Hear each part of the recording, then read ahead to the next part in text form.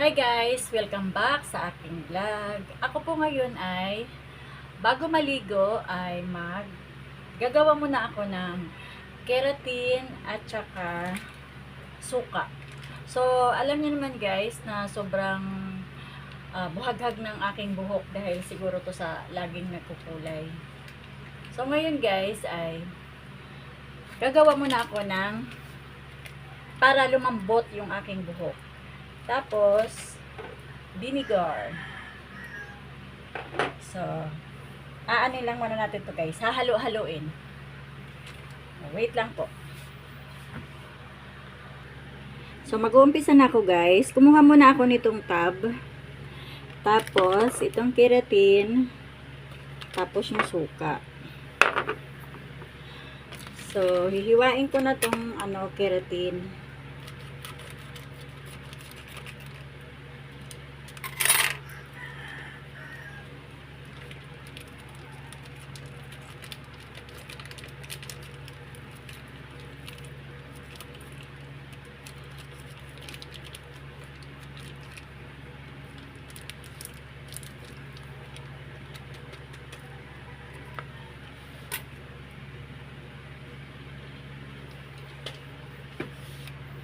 Tapos guys, ayun siya kadami oh. Tapos lalagyan ko lang siya ng 2 kutsarang suka. Sa 2.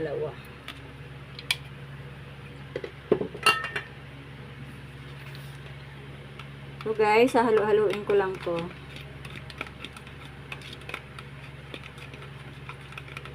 Napanood ko lang din to guys sa isang vlogger, isang content creator.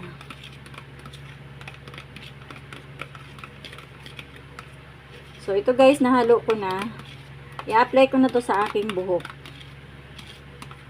Para naman medyo lumambot-lambot siya kasi mukhang sabog na yung aking buhok.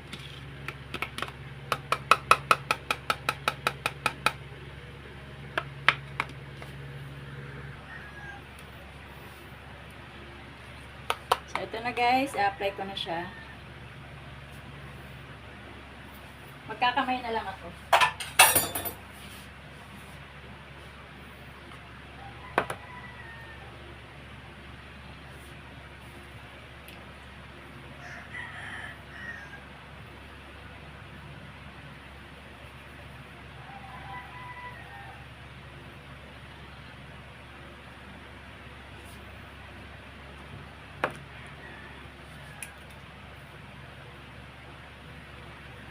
So, amoy na amoy talaga yung suka. Siguro naparami ko yung suka.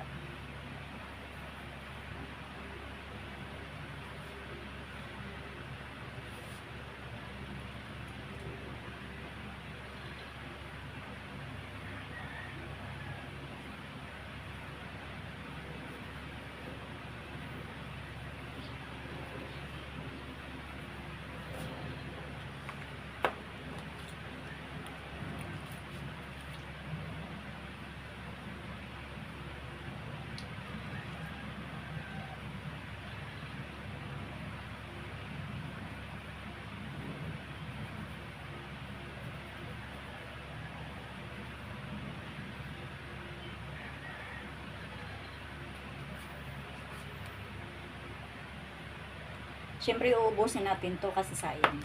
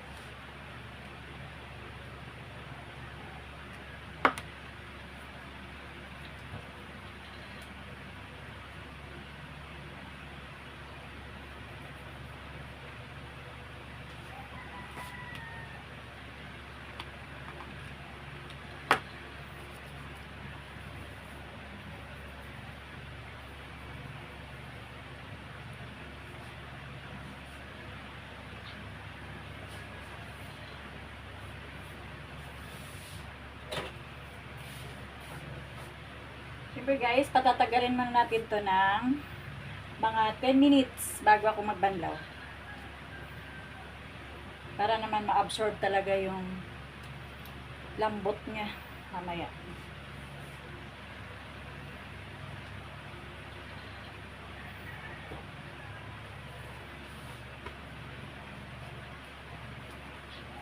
So, abangan natin to guys mamaya pag nagbanlaw ako.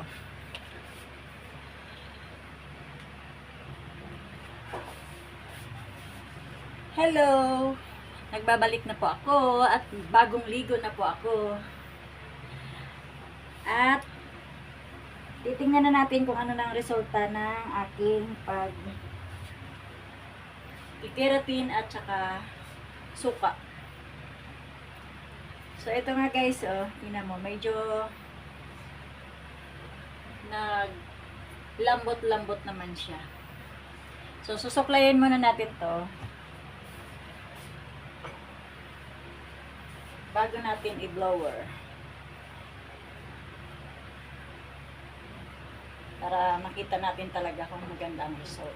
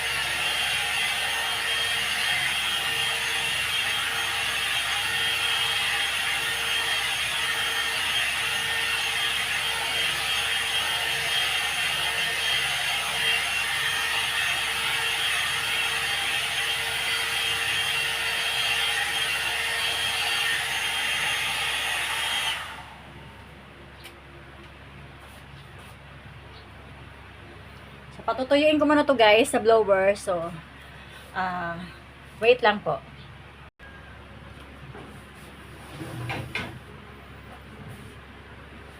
So guys, ito na siya, oh. Medyo nag-ano naman siya, nag-soft. Lumambot. Sana laging ganito, no? Papatayin ko lang yung electric fan kasi nililipad yung buhok ko.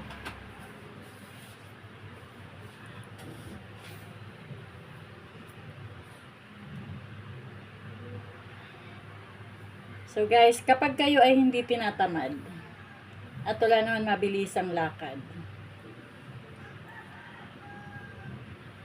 ganito lang ang gawin nyo sa yung mga buhaghag lang ang buhok.